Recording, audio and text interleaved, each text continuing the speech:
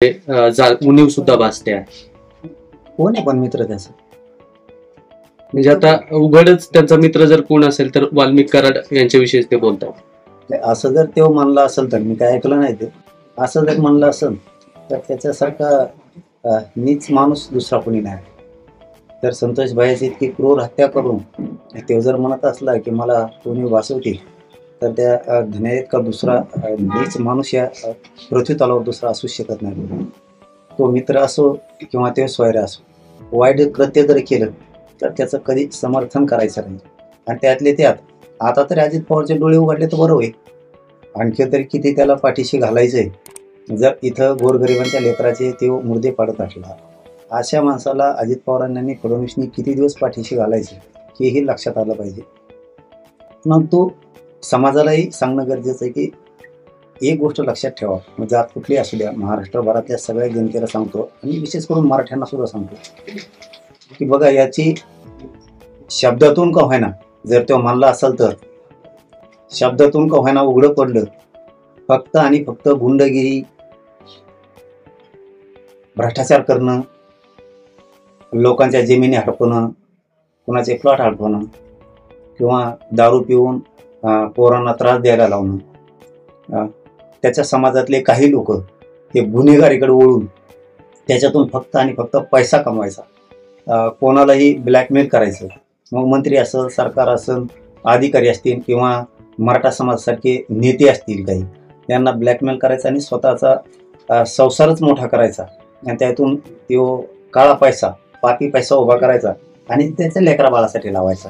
ही इतकं भयंकर पाप तो करत होता। जर तसा म्हणत असेल तर लोकांनी एक गोष्ट मात्र खूप समजून घेतली पाहिजे, किती पापी वृत्तीतून, किती गुंडगिरीतून ह्यो पैसा आणि राजकारण उभा करत होता। असले राजकारणासाठी आणि लोकांसाठी, जिल्ह्यासाठी आणि जनतेसाठी असा माणूस अजिबात चांगला नाही। इथून पुढे तरी लोकांनी डोळे उघडलेच पाहिजे आणि विशेष करून फडणवीसने, अजित पवारने तरी आता डोळे उघडले पाहिजेत, नसता याच्या पापात तुम्ही सुद्धा खाको। पुन्हा ते म्हणाले की काय चुकलं असेल तर न्यायालय बघून घेईल, म्हणजे न्यायालयाकडे पुन्हा बोट केली। त्याचा अर्थ तोच आहे, त्याचा अर्थच तो होतो।